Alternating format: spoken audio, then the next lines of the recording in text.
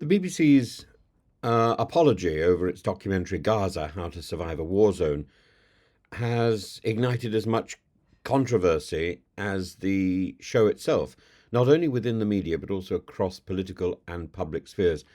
The documentary, intended to provide a raw insight into the struggles of Palestinian children during the conflict, has instead raised serious concerns about editorial oversight, financial transparency, and the inherent difficulties of reporting from conflict zones. It's not only here, but also Afghanistan and a deal that the BBC has allegedly done with the Taliban to get access. On February the 16th, Gaza, How to Survive a War Zone aired on BBC Two, but within days concerns surfaced about one of its central figures, a 13-year-old boy, Abdullah Al-Yazouri, revealed to be the son of Hamas's Deputy Minister of Agriculture, Ayman Al-Yazouri. And the BBC was not informed of this family connection before the film's release, but it emerged that Hoyo Films, the independent production company behind the documentary, had paid a limited sum of money to Abdullah's mother for narrating the film via a family member's bank account. And the BBC, citing serious flaws in the production process, swiftly removed the documentary from its streaming service and issued a formal apology. In its statement, the BBC acknowledged it had failed to uncover the family connection before airing the programme, and that both the corporation and the production company bore responsibility. It further announced a full review into the documentary's finances and editorial processes, an expedited complaints process through the Executive Complaints Unit, and a commitment to ensuring such lapses do not occur in future. The problem is with the BBC's complaints process is it doesn't work. I've been there, I've tried to use it, and it simply doesn't work. The BBC has so many virtues, but it also has the sort of failings of a large company. The BBC board described the incident as significant and damaging, but it's just one among many. The controversy surrounding the documentary has resulted in criticism from several directions. Pro-Israel advocates have accused the BBC of failing to exercise due diligence in ensuring that contributors were not affiliated with a prescribed terrorist organisation. The UK government, led by Starmer and the Culture Secretary Lisa Nandy, sought immediate assurances that no money had directly or indirectly benefited Hamas, which is designated as a terrorist organisation by the UK and by several other countries. On the other hand, the BBC's decision to remove the documentary has been met with outrage from journalists and media professionals.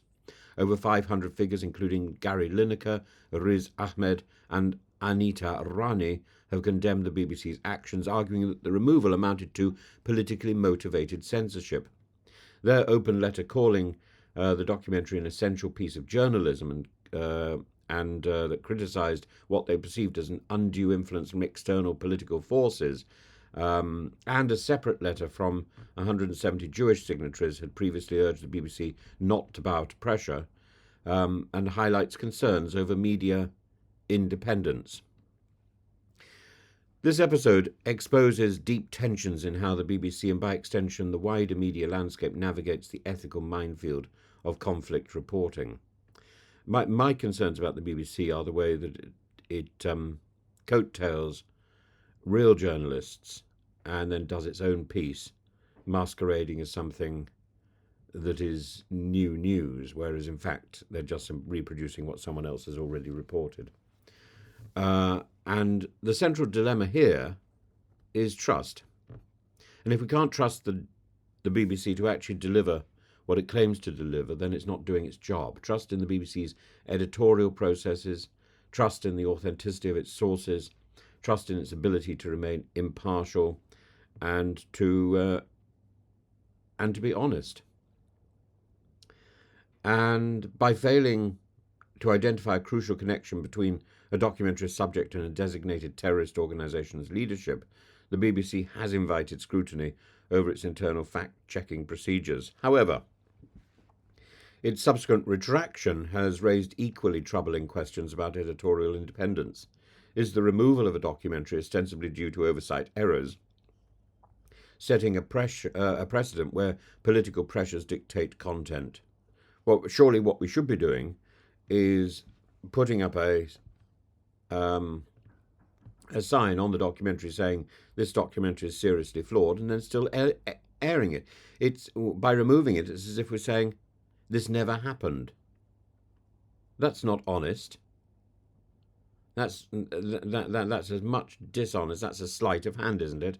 And the financial aspects of this debacle are particularly contentious. Hoyo Films insists no money was given to Hamas or its affiliates, yet the payment to Abdullah's mother via a third party raises concerns about transparency. Given the gravity of financial dealings in war zones, where funding sources can become entangled in broader conflicts, the BBC's audit will need to be thorough to restore credibility. And simply taking something off air, making it inaccessible, doesn't erase the problem. For the BBC, the fallout from this incident is a stark reminder that its reputation as one of the world's most respected broadcasters rests on the bedrock of accuracy, fairness, and rigorous editorial standards. Moving forward, the corporation will need to implement stronger vetting mechanisms for third-party productions, particularly when covering sensitive global issues. Additionally, this case highlights the broader challenges of war reporting generally. In conflict zones where narratives are deeply contested, ensuring journalist integrity while maintaining access to authentic voices is an intricate balancing act. And the BBC's pledge to review its editorial oversight and financial dealings should be seen as a necessary step towards reinforcing its credibility. But at the heart of the debate lies a fundamental question. How do we ensure that journalism, especially war journalism, remains uncompromised by political forces while still upholding rigorous ethical standards? The answer will define the BBC's ability to maintain public trust in an era where public integrity, where media integrity, is under ever-increasing scrutiny, and rightly so.